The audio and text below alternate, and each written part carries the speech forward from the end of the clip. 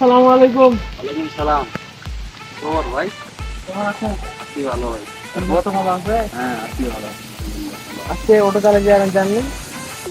আজকে তো ভাই গেছিলাম এক দুপুর চালাই আসলাম, ভাড়া বিত্তা তেমন তো নাই ভাই, ওই জন্য গাড়ি ঢুকে দিচ্ছি। এই যে গরম, প্রচন্ড গরম, ছাড়াই বসে একটু হাওয়া খাচ্ছি। তারপর বসেন বসেন বসেন। তারপর কি খবর? ভালোই ছিল, আপনাকে একটু মনে মনে খুঁজতেছিলাম, পায়ে গেলাম। আমি ভাবলাম যে আছেন কি নাই বাসায়, পায়ে গেলাম। গরমের দিন। তো বাড়ির সবাই কেমন আছে? বাড়ির সবাই আছে ভাই ভালো, আলহামদুলিল্লাহ ভালো আছে। আপনার মেয়েটা তো বিয়ের বয়স হচ্ছে। না তেমন ভাই বয়স হয়নি, কেবল ক্লাস উঠে পড়তেছে। যে আমি ভাবলাম মনে হয় বিয়ের বয়স হচ্ছে। আমার সুমন্দি আছে তো একটা, ওর জন্য বউ খুঁজতেছি। আপনার মেয়েটাকে দেখছিলাম, ভালোই আছে, সুন্দর আছে। তো আমার সুমন্দির জন্য পছন্দ করছিলাম আপনার মেয়েকে। আমার ভাই ঘটনা হইলো, আমি আমার এখন মানে বেটির বিয়ে দিতে চাচ্ছি না আর কি। মনে করেন যে কেবল আমার মেয়ে মনে ক্লাস এইটে পড়তেছে, তারপরেও মনে করেন যে আমার আর্থিক অবস্থা কিন্তু তেমন একটা ভালো না ভাই। এখন যে মনে করেন যে মেয়েটাকে বিয়ে দিব, মনে করেন যে ডেকোরেশনে খরচ টরচ আছে, তারপরে মনে করেন এখন যে যুগ আইছে ভাই, মনে করেন যে ডিমান্ড তো দিতেই হবে।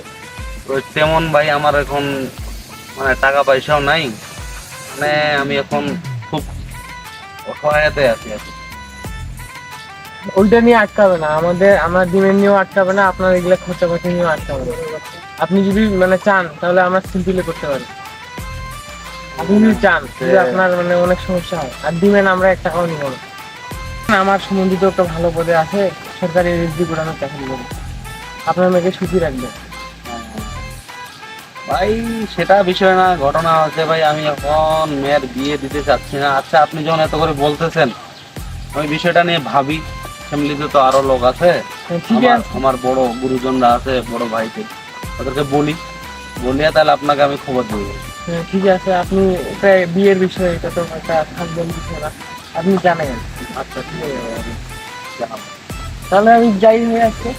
আসসালামু আলাইকুম। এইদিকে তো টাকা পয়সা নাই, আর ছেলেটা ফিরবেলে সরকারি চাকরি করে। বিষয়টা ভাবার দরকার এখন। মেয়েটা ওইখানে দিলে তো সরকারি চাকরি এখনকার যুগে পাওয়া, সেরকম ছেলে পাওয়া বড় কঠিন। এখানে দিলে মেয়েটা সুখে থাকতে পারে, এই বিষয়টা। আচ্ছা যাই বলি, মেয়েকে যাই বলি, মেয়ে কি বলতেছে। যাই বাড়িতে যাই।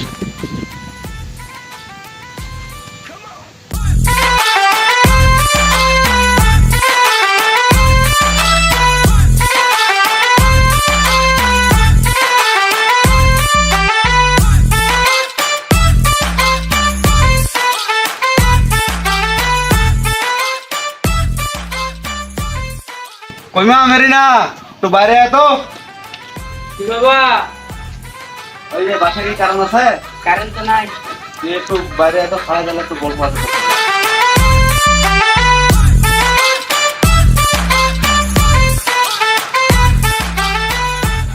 আয় আয় বস সেখানে।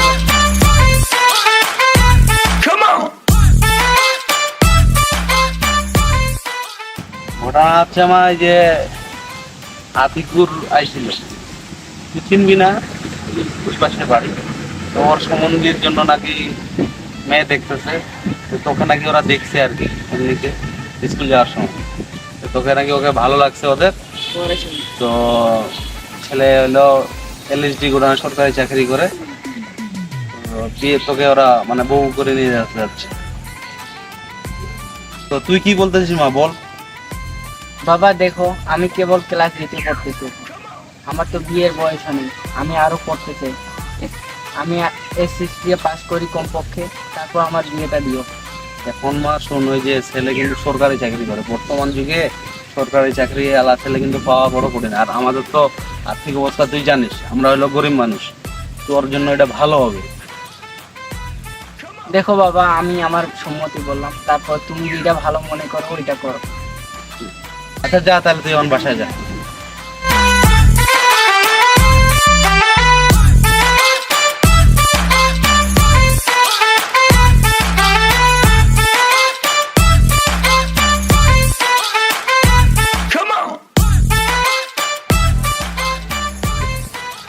তো কোনো কাজ কাম নাই, কালকে যে কালকে বলে আসলাম, তো কি হলো ব্যাপারটা একটু শুনে আসি। আমি তো এমনিতে ফিরে আসি, তো যাই একটু শুনে আসি।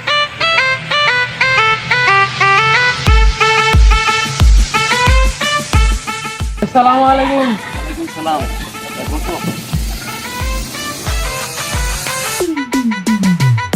এটা কি ভাই? এটা আমার বোন।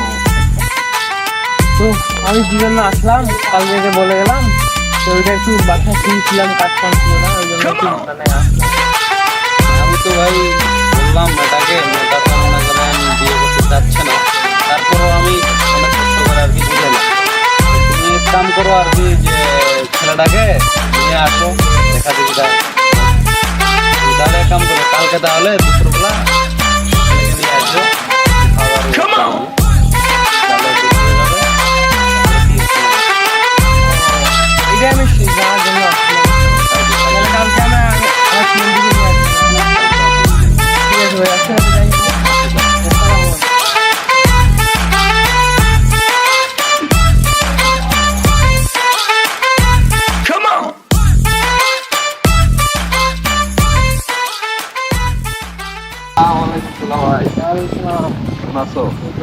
তাহলে তুই কি রেডি? হ্যাঁ ভাই। তাহলে যাওয়া যাক নাকি মেয়ের বাসায়? এটা তো ঠিকঠাক আছে নাকি সব? হ্যাঁ, সব ঠিক আছে। আর নিশ্চয় তো?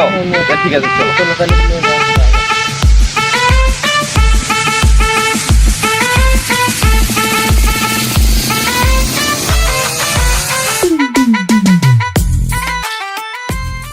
ভাই, ও ভাই, আসসালামু আলাইকুম। ভালো আছেন? হ্যাঁ ভাই, আসুন ভিতরে আসুন। এটা নেন। আচ্ছা ভাই, ভিতরে আসুন, ভিতরে আসুন। বসেন ভাই, বসেন। ভাই একটু নাস্তা পানির ব্যবস্থা করে বুঝছেন? না না, নাস্তা মানে পুরো লাগবে না, বাসা থেকে খাই আসবেন, একদম পেট ভরা। এগুলা ফের বললে হয় ভাই। না না না না, আমরা কিছু খাবো না একবারে। আরে না ভাই, একটু হইলেও খাইতে হবে। একটুও খাবো না, আমরা একদম খায়ে উঠে আসলাম, একদম পেট ভরা। আপনি আমার কোনো লাগবে না, আপনি মেয়েকে নিয়ে আসেন, মেয়েকে দেখবো। ও, তাহলে আচ্ছা, তাহলে আমি মেয়েকে দেখে করে নাস্তা দিই। ওই মা মেরিনা, আয় তো ঘরে আয়।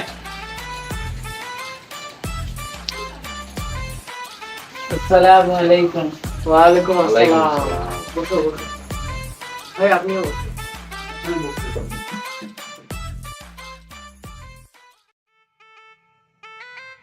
তোমার নাম কি? মুসলমান মেরিন কোন ক্লাসে পড়ো? ক্লাস 8। ও, তাহলে ওদেরকে আর কিছু জিজ্ঞাসা করলে করেন। না, আর কিছু জিজ্ঞাসা করো না, আর কি জিজ্ঞাসা করো? তো দেখলাম যাক, আমার বাড়িটা কথা বলি। আচ্ছা মেরিনা, তুই ঘরে যাওয়া।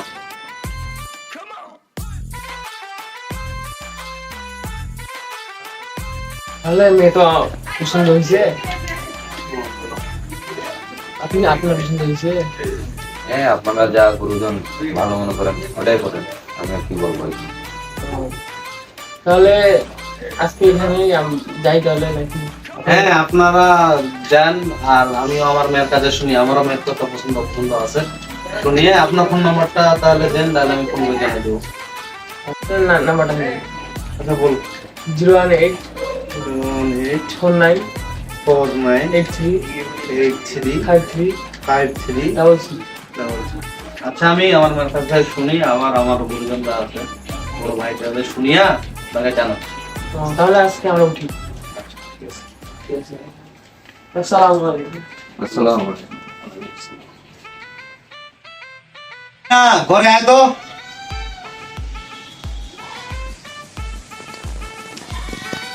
বস এখানে, বস। ছেলে তোর পছন্দ হয়েছে? না বাবা, ছেলে আমার পছন্দ হয়নি। কেন মা? ছেলের বয়স বেশি, বুড়া।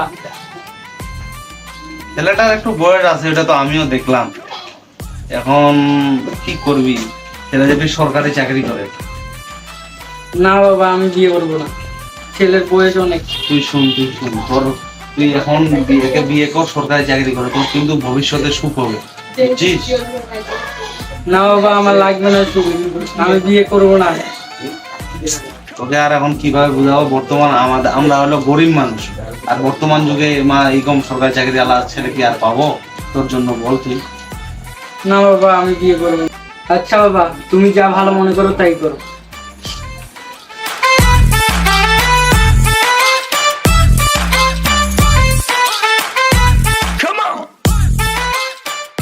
এটা তো শুক্রবারের দিন, জুমার দিন, দিনটাও ভালো।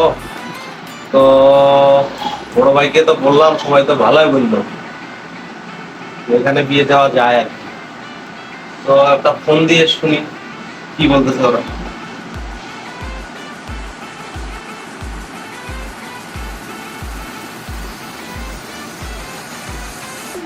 ঘরের মাঝের ফোনটা এখনো।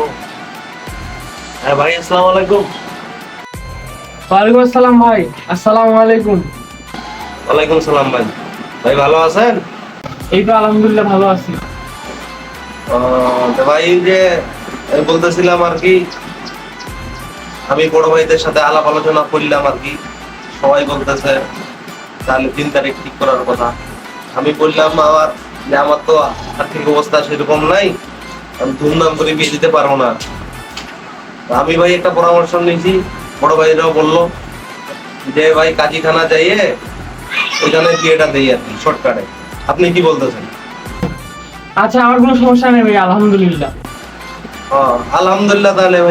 তাহলে সমস্যা নেই। তাহলে ভাই আজকে এই যে বিকালে, তাহলে মনে করেন যে জুম্মার নামাজের পর বিকালে, তাহলে ভাই এখানে খোকন মল্লির মোড়ে আসি কাজীখানা। আচ্ছা ভাই, আসসালামু আলাইকুম। ওয়ালাইকুম আসসালাম ভাই। আসসালামু আলাইকুম। ওয়ালাইকুম আসসালাম ভাই।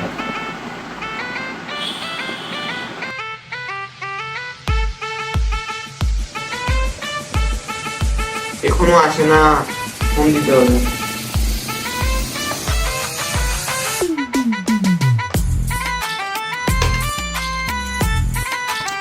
ফোন দিল, আজকে ফোন দিচ্ছি রে যাওয়ার সময়। ও কাজী ফোন দিচ্ছে। হ্যালো, আসসালামু আলাইকুম। ওয়ালাইকুম আসসালাম। কই আছেন আপনারা? হ্যাঁ ভাই, আমরা যাচ্ছি যে রাস্তায়। হ্যাঁ আরে ভাই তাড়াতাড়ি আসেন, আমার আরেকটা প্রোগ্রাম আছে, আরেকটা বিয়ে করে যেতে হবে। আচ্ছা। তাড়াতাড়ি আসেন, তাড়াতাড়ি আসেন। তাড়াতাড়ি আসেন। আচ্ছা।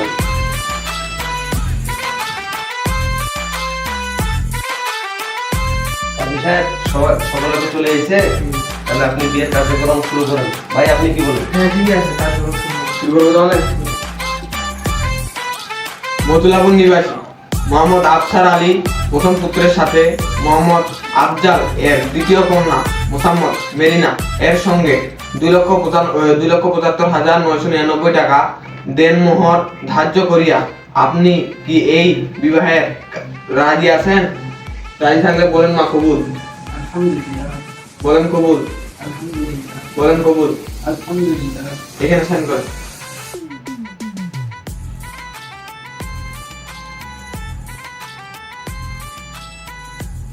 এবার আপনি বাবা। মতুলাপুর নিবাসী মোহাম্মদ আফসার আলী এর প্রথম পুত্রের সাথে আফজাল এর দ্বিতীয় কন্যা মোহাম্মদ মেরিনা এর সঙ্গে 2,75,999 টাকা দেনমোহর ধার্য করিয়া আপনি কি এই বিবাহে রাজি আছেন? রাজি থাকলে বলেন বাবা কবুল। কবুল। বলেন কবুল। কবুল। বলেন কবুল। কবুল। এখানে শুরু করেন।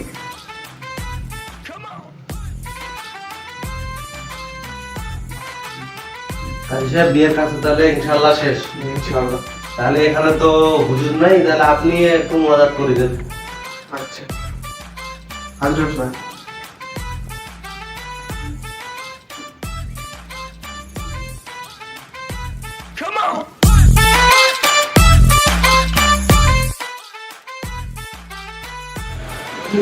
মেরিনা, কালকে সকাল সকাল ভাত রান্না করিও, আমি কালকে কাজে যাবো তো, ঠিক আছে? আচ্ছা ঠিক আছে।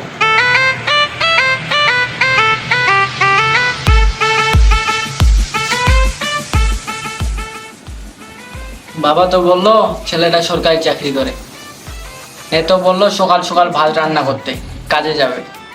বিষয়টা কিছুই বুঝতে পারলাম না। যা বাদ দেই, আমাকে ভাত রান্না করতে বলছে, আমি সকাল সকাল ভাত রান্না করবো।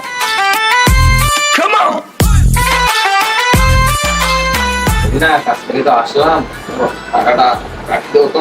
আরে কিসের টাকা দিলাম? ও আমার কাজের টাকা দিলাম তোমাকে। তুমি নাকি সরকারি চাকরি করো? সরকারি চাকরি? সরকারি চাকরি করি না তো আমি। আমি তো এলআইসি গুডাউনে কুলি, মাথায় বসতে পারি। তোমাকে কে সরকারি চাকরির কথা বলবো? বাবা তো বলছিল তুমি নাকি সরকারি চাকরি করো। না না না, আমি কুলি কাজ করি, বসতে পারি। আমি তাহলে আর থাকবো না, কালকে সকালে চলে যাবো আমার বাবার কাছে। কেন?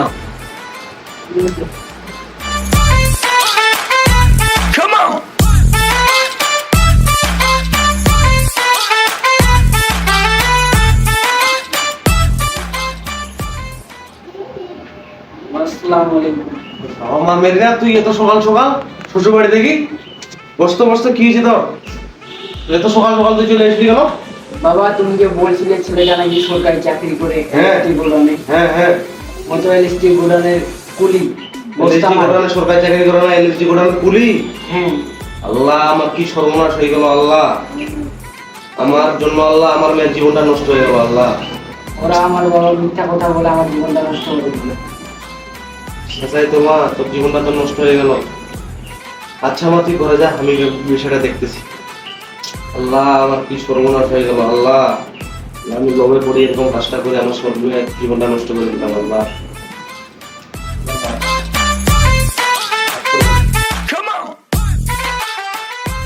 কি আমার সর্বনাশ হয়ে গেল রে! মা মেরিনা, একটু আয় তো এখানে আয়। কি বাবা? বস এখানে বস। আচ্ছা মা শোন, যা আবার তো হয়ে গেছে, এখন মিথ্যে কথা কইয়া ওরা তোর জীবনটা নষ্ট করলো। এখন বিয়ে তো একবারে বুঝছিস জীবনে, এখন যা আবার হয়ে গেছে তুই মানে নিয়ে ওকে ঘর সংসারটা কর। না বাবা, আমি আর ওই বাড়িতে যাব না। কেন না? ওরা মিথ্যা কথা বলে আমার জীবনটা নষ্ট করে দিল। তা তো ঠিক, জীবনটা তোর নষ্ট করে দিছে, কিন্তু যা মা, বিয়ে তো একবারেই হয়, ঘর সংসার কর তুই। না বাবা, আমি আর যাব না।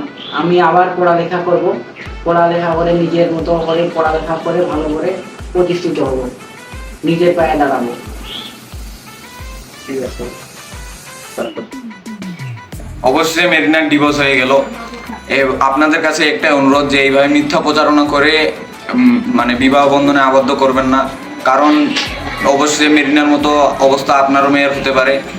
একটি বিয়ে হলো সারা জীবনের বন্ধন, এখানে মিথ্যা কথা বললে বিভিন্ন ধরনের সমস্যা হয়। তাই আমার একটাই অনুরোধ যে আপনারা সঠিক তথ্য দিবেন এবং সঠিক তথ্য যাচাই বাছাই করে বিয়ে দিবেন। এখন এতক্ষণ পাশে থাকার জন্য আপনাদের অসংখ্য ধন্যবাদ। আমাদের ইউটিউব চ্যানেল আনকমন স্টোরি 2.0 তে আপনারা একটু সাবস্ক্রাইব করে দিবেন। আপনাদের মানে আমরা ভিডিও ছাড়ার সাথে সাথে আপনাদের কাছে চলে যাবে তাহলে, আর লাইক কমেন্ট শেয়ার করে বিভিন্ন মানুষের কাছে, আপনাদের আত্মীয় স্বজনের কাছে ভিডিওটা পৌঁছে দিবেন, যাতে সবাই মিথ্যা প্রচারণা থেকে দূরে থাকে।